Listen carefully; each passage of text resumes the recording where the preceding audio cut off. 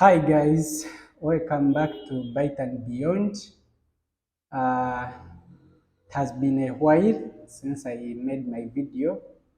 Um, of course, we on this channel we tend to give you great insights, give you information about science and tech stuff. But in today's video, clearly we are going to be talking about five or four main things that you should not talk to your employer, your new employer especially, when you are on an interview.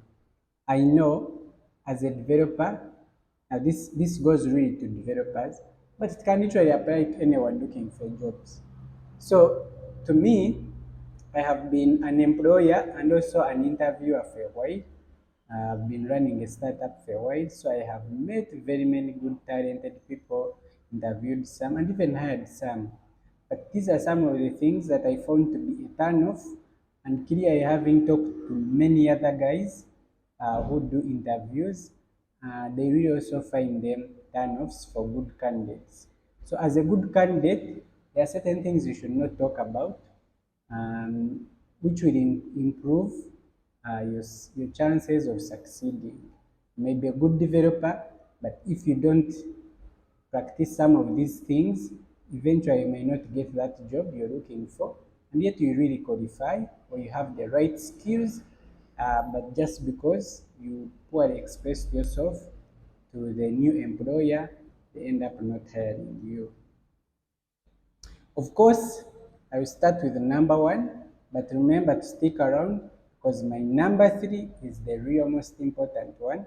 These are also important, but the number three, be careful about it. So let's start with number one. So uh, it's bad thing to show it towards certain languages or frameworks, especially in an interview. So, for example, you may be a Python developer, and so they ask you, "What do you think about PHP?" And then you may jump in and you'll be like, I don't like PHP. Maybe PHP is a bad language. It's for newbies. It doesn't do cool stuff and all these things.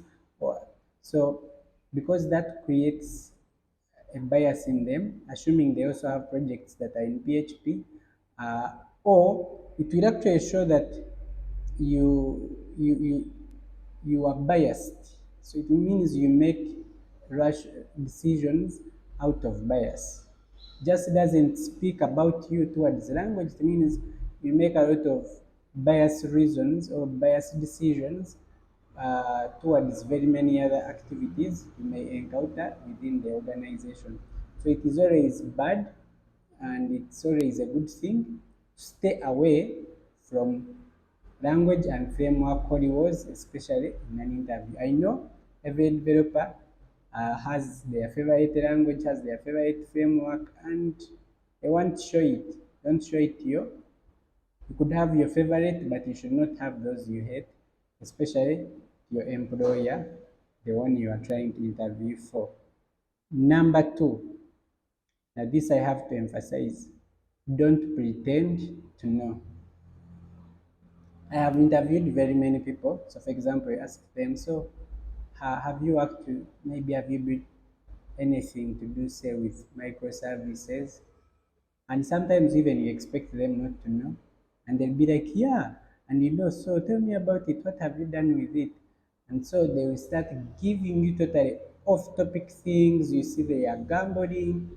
But it could be like, okay, I've heard about it, but I have not practiced it. So, but I want to learn more about it. You can be open minded.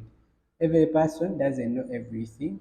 And if that's what they are, it is good to be honest because then they can know how to train you if they hire you. But if they see you're lying, most of the time they are going to know that you are not an honest person and they may not eventually want to do with you on take you on as their future employee. So don't pretend to know, but show curiosity and show your will to learn. Employees will be okay. By the fact that you have been called for an interview, it means you qualify. That's why you were shortlisted. Somehow you were fitting in, but they just want to see if you will fit with their team or how much they need to train you on their things you are going to work on. So don't pretend to know things you don't know. And now let's go to number 3. Now, I have seen it several times, and for all the 100 times I have met people about this problem, we never hire them. Bad mouthing your previous employer or a workmate. Or now, I know most people who leave their previous jobs could be frustrated, but don't carry this frustration to your next employer. So, for example, at your current employer may not have been paying you well, or maybe they don't pay well, or probably they were not good technical people. Maybe you are better than them. You don't have to show this. And so you can't start saying things like, at my workplace, for example, I was telling them that we should do this, but they don't care. And it was only me who cared. All of them, they were not serious. I was the one who was serious. This shows some sort of ego, and also it makes people want to move away from you because it means you are not grateful. What if they employ you and you'll be bad mouthing them in another company? I've interviewed someone, for example, who was telling me even secrets of their previous employer, telling me, how he told them not to do this, and now they have problems. And so all these things uh, are really bad. In fact, one time I interviewed a service provider, and he was telling me how they had one of the people they had uh, he had he was providing a service for their faults, and this was a cyber kind of service provider. So you can imagine I didn't want to associate with them anymore because I felt insecure. I felt like if I give them more information, then they are going to go on rumor mongering about my business, about our team. So stay away from bad mouthing your previous employer or a teammate or giving out secrets of things you know or you used to know. Okay? Yeah, so the other number 4 is don't show love for money over technology. I know we all have money, no one doesn't. But as a developer, you need to show enthusiasm. For example, if they ask you, why, what would you prefer in this job you're applying for over the last one? You can't just say, for example, because I think it will give me more money than my previous. No. That shows, yes, it could actually be the reason, but clearly, you must have other interests. You can't do something just simply for money.